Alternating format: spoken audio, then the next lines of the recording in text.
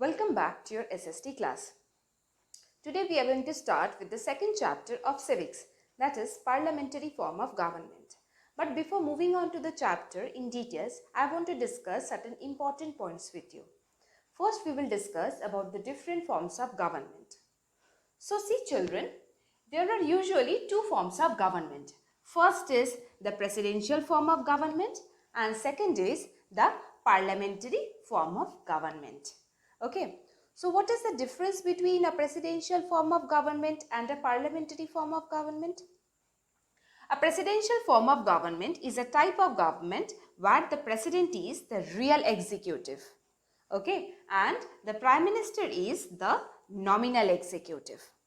Okay, and in case of a parliamentary form of government, the prime minister is the real executive and the president is the nominal executive. What is the example of a presidential form of government? USA is an example of a presidential form of government. And what is the example of a parliamentary form of government? Our own country, India, is an example of a parliamentary form of government. Now children, I am going to tell you about the nominal executive and a real executive. Who is a nominal executive? A nominal executive is the head of an executive who does not enjoy enough role in the decision making of the government. He is the head of the executive. In spite of being the head of the executive, he does not enjoy enough power in decision making of the government. But in case of a real executive, he or she is the head of the executive and enjoys enough power in decision making of the government. Okay. Now, we are going to study about the second form of government, that is about the parliamentary form of government in details. Okay. Now, at first children, tell me what is a parliament? What is a parliament? A parliament is a place where our representatives or few people you can say, they sit together and they discuss important issues or important matters. Okay. Now, who are these people who sits together and discuss important issues? These people are our representatives. Okay. Who are representatives? Have you ever seen your parents going to give vote during the Lok Sabha election and during the Vidhan Sabha election?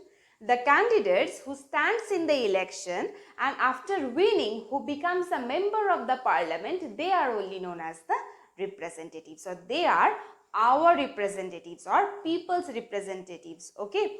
Now after we select them or after we elect them, through secret ballot system or through voting system, they becomes our representative. Okay, or you can also say that they becomes a member of the parliament. Then those members, they sits in the parliament and they discuss important issues like making laws, formulation of the policies, making bill, etc.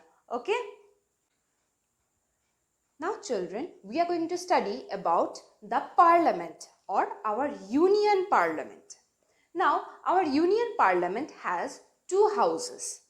Okay, our union parliament has two houses. First is the upper house or the Rajya Sabha and second is the lower house or the Lok Sabha. Okay, first is the upper house or the Rajya Sabha, second is the lower house or the Lok Sabha. Now children, the Lok Sabha is also known as House of People. Lok Sabha is also known as House of People. Now, why is it known as House of People? Lok Sabha is known as House of People because its members are directly elected by us. Okay, we give vote and we elect the representatives and those representatives becomes a member of the parliament or those representatives becomes a member of the Lok Sabha. That's why Lok Sabha is known as the House of People. Whereas Rajya Sabha is known as the upper house of the parliament. Actually what happens in Rajya Sabha, the members are not directly elected by us. Okay, they are elected through the process of proportional representation. Okay, they are not directly elected by us, they are indirectly elected. Okay, by the process of proportional representation. Now what about the number of members in Rajya Sabha and Lok Sabha? The number of members in the upper house or in the Rajya Sabha is 250. Okay. Now, among those 250 members, 238 members are elected by the process of proportional representation, and the rest 12 members are nominated by the president from the people who have achieved excellence in the field of arts, science and literature. In other words, you can also say that those 12 members are nominated by the president from among the scholars, okay, or people who have achieved excellence in the field of arts, science and literature. Now, what about the Lok Sabha or about the lower house? The lower house of the parliament or the Lok Sabha has 550 members. Okay, the Lok Sabha has 550 members, and among those 550 to 552 members, among those members, 2 to 3 people are nominated by the president from the Anglo-Indian community. Okay, now what about the process of or what about the qualification of the members of Lok Sabha and Rajya Sabha? For being a member of the Rajya Sabha, a person should not be less than 30 years of age, should possess a sound mind, okay, should not be an undischarged insolvent, should be a registered voter, and should be a citizen of India. These are the criteria that is required for being a member of Rajya Sabha.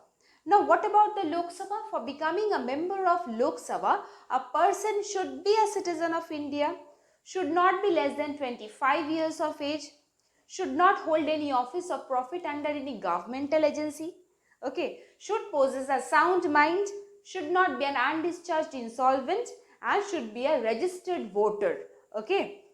So these are the criteria required for being a member of Rajya Sabha and for becoming the member of Lok Sabha. Now we are going to study about the term or about the tenure of the Rajya Sabha and Lok Sabha. Okay, what is the term of the Rajya Sabha? Actually, children, Rajya Sabha is a quasi-permanent house, or you can say that your upper house of the parliament, it is a quasi-permanent house. What does quasi-permanent means? Quasi-permanent house means 1/3 of the members of Rajya Sabha, they retires after every 2 years. Okay, whereas the tenure of individual members of Rajya Sabha is of 6 years. Okay, this is what we known as a quasi-permanent house.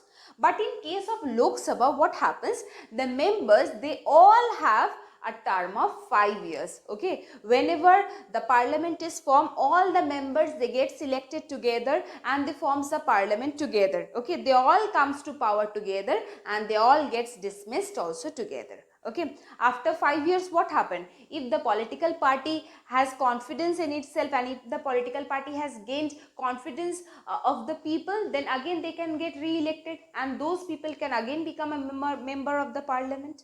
Okay.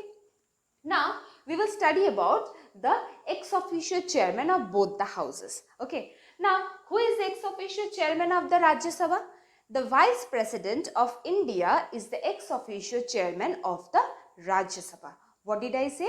The Vice President of India is the ex officio chairman of the Rajya Sabha. Whereas, the Speaker presides over the meetings of the Lok Sabha. Okay, the Speaker is the ex officio chairman of the Lok Sabha. What are the tasks of this ex officio chairman? Okay, or what are the tasks of the Speaker and this Vice President?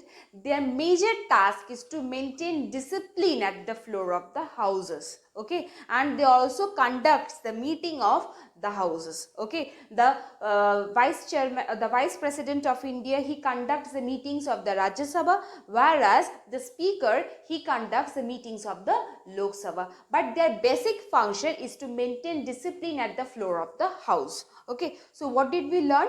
We studied that the Vice President of India is the ex officio chairman of the Rajya Sabha, whereas the Speaker is the ex officio chairman, or he presides over the meetings of the Lok Sabha. Okay.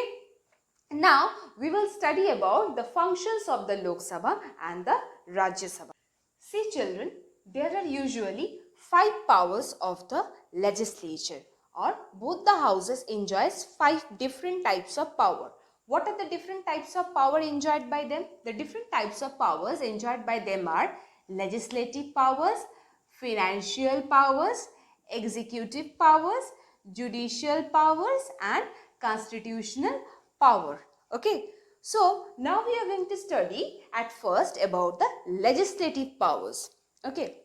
What are the legislative powers of the both the houses of the parliament? Actually, what happens, children?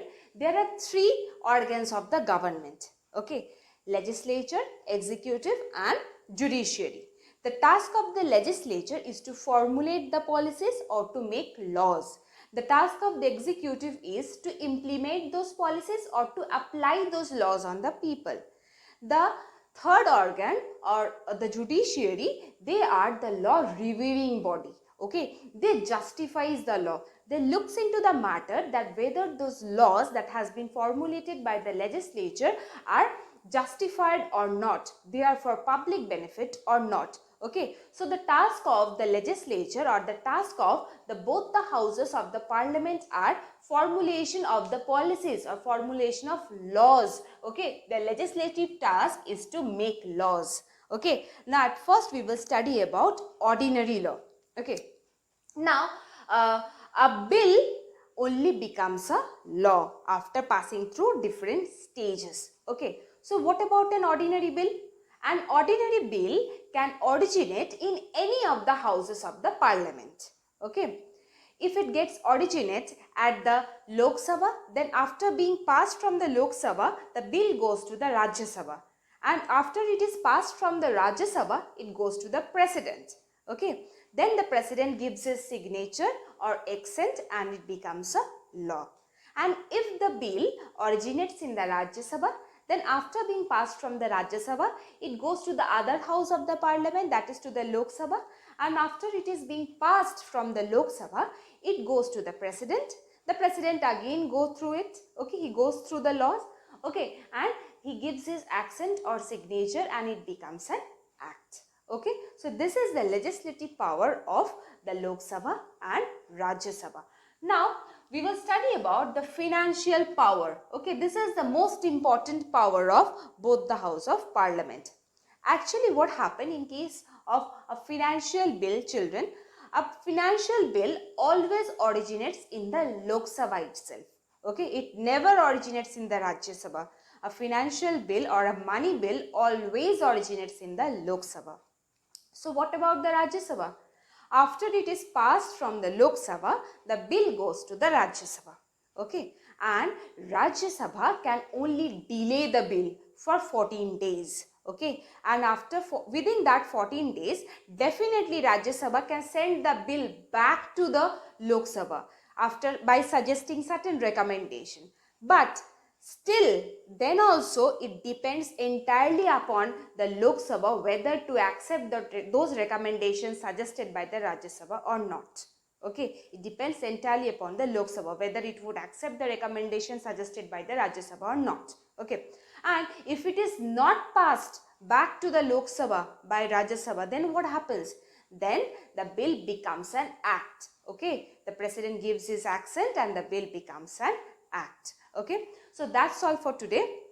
In my next video, I am going to discuss with you about the other three powers of the government, that is the executive power of the legislature, the judicial power of the legislature and the constitutional power of the legislature. Okay, so have a nice day.